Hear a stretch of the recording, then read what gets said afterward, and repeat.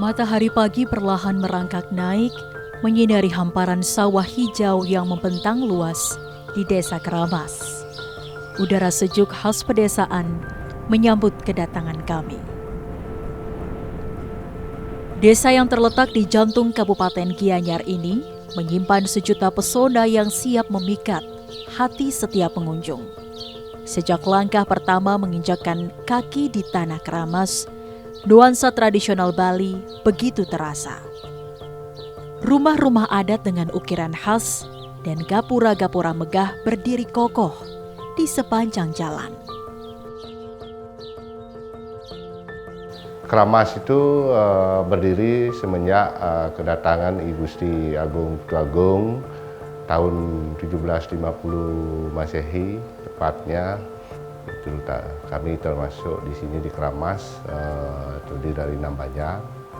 Banjar Dia, Banjar Gegel, Banjar Not Peken, Banjar Palak, Banjar Lebah, sama Banjar Maspait. Kami sudah mendapatkan SK Desa Wisata tahun 2020 ya. Kami ingin sinergikan semua lembaga-lembaga yang ada, termasuk alamnya, dengan pertaniannya, dengan 11 mata airnya. Mungkin itu yang kami akan kembangkan di Keramas untuk membangun sebuah desa wisata. Termasuk sosial budayanya, kami di Keramas ini yang terkenal kan arjenya. Kami akan kolaborasikan semua potensi yang ada di Keramas untuk membangun desa wisata nantinya. Di desa inilah, di antara sawah-sawah hijau, lahirlah sebuah permata kesenian yang tak ternilai harganya. Tarian Arje, layaknya sebuah kanvas yang dilukis oleh waktu, Desa Keramas telah menjadi saksi bisu bagaimana tarian Arje tumbuh dan berkembang. Kata Arje itu berasal dari bahasa Sanskerta yang yaitu reje. Reje itu artinya sesuatu yang mengandung unsur keindahan. Jadi pertama kalinya diperkirakan bahwasannya kesenian Arje itu berkembang pada tahun 1814, yaitu di Puri Kelungkung. Tahun 1925 ada salah seorang tokoh seni yang namanya I Gusti Agung Pejenengan. Beliau berasal dari Banjar Anggar Kasih, Desa Medan, yang dulunya satu menjadi Desa Keramas. Beliau lalu meneruskan kesenian Arje itu di Puri Keramas lewat keluarganya di Desa Keramas, yaitu Gusti Agung Putu Gelgel, atau yang disebut juga Gusti Agung Perbekel. Kemudian Arje di Keramas berkembang pada tahun 1932. Memang dipergunakan atau dipertunjukkan dalam bentuk hiburan. Dia dikategorikan fungsinya sebagai tari balik-balikan atau tari hiburan. Dan tidak terlepas juga setelah kesenian Arje itu berkembang dan mencapai ke puncak keemasannya, kesenian Arje itu bisa saja berfungsi sebagai tari wali. Tari wali itu adalah tari yang sifatnya pelaksana upacara. Karena kesenian tradisi itu hampir semuanya tergerus oleh zaman dia. Zaman dulu kenapa Arje itu eksis? Karena banyak yang minat. Karena memang kesenian Arje itu merupakan suatu pendapatan. Kesenian Arje itu merupakan kesenian yang sangat kompleks sekali. Terdiri dari beberapa bentuk kesenian di dalamnya. Pertama seni suara dia, seni vokal. Nah terus ada seni tarinya, dia harus menari. Nah terus ada seni kerawitnya, dia mendengar karawitan untuk mengiringi tarinya. Nah terus di sana ada unsur seni lukisnya. Itu segala sesuatu perangkat daripada busana atau tata busana itu kan ada lukis-lukisannya itu, lukisan. Terus ada seni ukirnya, ini gelungannya, ukir. Kerisnya itu ada ukirannya. Ada seni sastranya, seni sastra itu adalah nasihat-nasihat atau cerminan-cerminan. Bisa kita mengemas Arje itu lebih inovatif dia. Lebih inovatif dalam hal petunjuknya lebih menarik atau tidak membosankan, terus dengan durasinya. Yang akan lanjutkan itu. Karena suatu tanggung jawab moral bagi Pak Yan seorang praktisi Arje dan generasi daripada Arje. Nanti ke depannya generasi itu mengenang bahwasanya Desa Keramas itu punya arja yang ada luhung. Mangena kukune lantangan.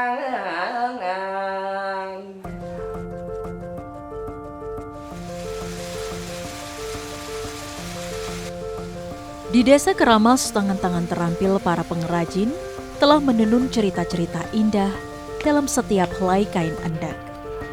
Benang-benang kapas yang semula sederhana, melalui sentuhan magis para perajin, menjelma menjadi karya seni yang memukau.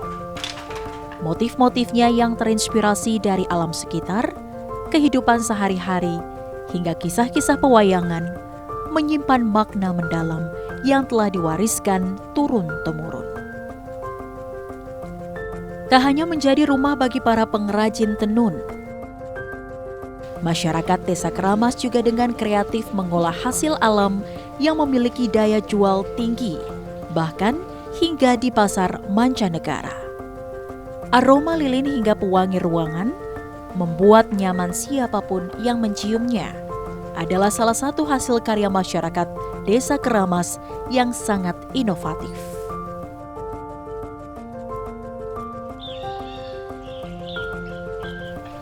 Menggabungkan petualangan dengan kelezatan kuliner adalah cara terbaik untuk mengenal lebih dalam sebuah tempat. Buboh Bali dan Jajelakla, dua hidangan khas Bali, adalah pilihan yang sempurna untuk memuaskan selera. Buboh Bali biasanya disajikan hangat, cocok dinikmati saat pagi. Jajelakla biasanya disajikan dengan parutan kelapa muda. Rasanya yang unik dan aroma khasnya akan membuat Anda yang mencobanya ketagihan.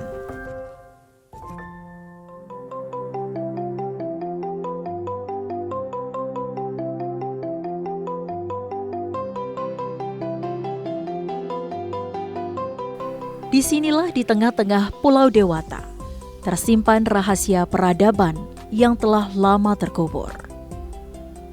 Pura Besakih. Begitulah nama tempat ini, menyimpan misteri yang tak kunjung terpecahkan. Para arkeolog telah menemukan banyak benda-benda kuno seperti sarkofagus yang terbuat dari batu andesit. Bayangkan saja, batu-batu ini telah berusia ribuan tahun, menjadi saksi bisu kehidupan manusia pada zaman dahulu.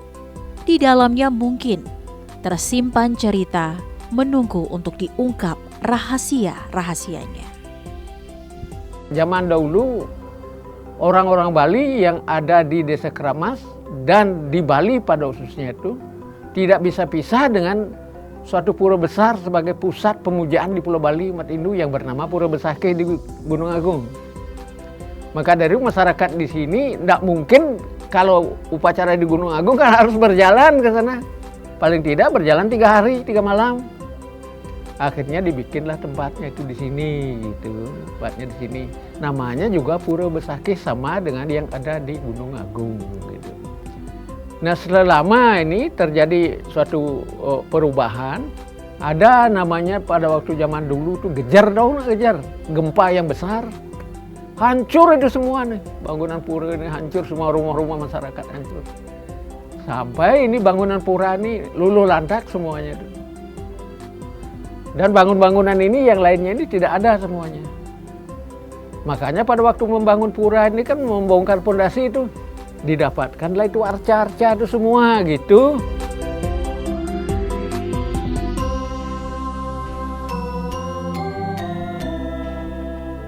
Bagi mereka yang haus akan kedamaian jiwa, Desa Keramas menawarkan sebuah pelarian yang sempurna. Tersembunyi di antara pepohonan rindang dan pura, terdapat 11 pancoran suci yang menjadi daya tarik utama Keramas. Airnya yang jernih diyakini memiliki kekuatan magis untuk membersihkan tubuh dan jiwa dari segala kotoran. Ritual melukat atau pembersihan diri telah dilakukan sejak zaman dahulu oleh masyarakat Bali. Masing-masing akan berfungsi berbeda. Ketika itu terhitung mulai dari selatan, dari hilir ke hulu itu konon katanya adalah prosesi yang dilakukan seseorang untuk mensucikan dirinya untuk membuat dirinya lebih baik seperti itu. Jadi tirta yatra, perjalanan personal kalau dari hilir ke hulu. Yang pertama, seseorang itu akan menyucikan dirinya, melebur dirinya di pantai dulu. Setelah bersih, baru ke mata pancoran yang pertama, yaitu mata pancoran Sudamala. Setelah itu, tahapan kedua atau pancoran kedua adalah mata air pancoran Selukat. Pancoran yang ketiga atau pancoran Megelung. Kemudian yang keempat adalah mata air pancoran Abasan. Kemudian tahapan berikutnya adalah apa? Naga Kunci. Nah, kemudian masuk ke yang keenam, itu mata air pancoran Semadi atau Sumadi. Yang ketujuh, mata air pancoran Suryanadi atau Suranadi. Nah, yang kedelapan masuklah di mata air pancoran Ancak atau Perancak. Yang sembilan masuk di mata air pancoran Pakerisan. Mata air berikutnya yang ke-10 yaitu mata air pancoran Mumbul. Nah, setelah itu yang terakhir adalah mata air pancoran Tibelesu atau Timbelesu. Tetapi berbeda ketika itu dilakukan dari hulu ke hilir. Nah, itu dilakukan ketika apa? Ketika ada satu tempat atau masyarakat yang membutuhkan tirta untuk kebutuhan prosesi upacara. Ini terbalik dari awal dulu. Jadi tahapan pertama adalah mata air Timbelesu itu. Yang terakhir mata air pancoran Sudamala. Kalau kenapa ada perbedaan? Itu terkait dengan bagaimana tahapan itu. Seperti tadi, kalau tahapan pertama kan membersih dulu. Itu kalau personal itu yang harus dilakukan dulu. Tidak menyampaikan dulu gitu. Jadi ini dilakukan secara rahasia, pribadi. Nah, itu dilakukan dari hilir. Membersih dulu, Sudamala, Selukat dan seterusnya. Tetapi terbalik ketika itu lakukan proses yatnya. Harus tersampaikan dulu. Belesuang, keluarkan dulu pendapatnya. Ini loh kita akan ada upacara, kita akan ada yatnya. Bagaimana pendapatnya? Nah, tersampaikan dulu, baru tahapannya diikuti ke bawah. Seperti itu. Anda akan terpukau dengan keindahan alamnya, pantai yang membentang luas, serta sawah-sawah hijau sejauh mata memandang, menciptakan panorama yang begitu indah. Fasilitas dan infrastruktur sangat siap sekali. Bahkan Desa Kramas nantinya akan dipakai sebagai potensi wisata sentral. Dan dengan adanya kerjasama antara desa adat dan desa dinas yang memang bersinergi atas investasi masuk ke Desa Kramas, tentu itu merupakan kemudahan-kemudahan dalam proses-proses perizinan ke depannya. Dengan kita terus membangun sumber daya manusia yang baik, dengan kita terus mengharmoniskan antara budaya dan adat, dengan kita terus memberikan kemudahan kepada investor yang tentunya tetap menjaga adat, budaya, dan lingkungan, dengan kita terus mengembangkan infrastruktur, dan dengan kita terus memberikan fasilitas pendukung atas para investor yang masuk. Tentu kita berharap bahwa dengan adanya investor masuk dan rencana internal kita itu, desa kita akan menjadi desa yang lebih makmur.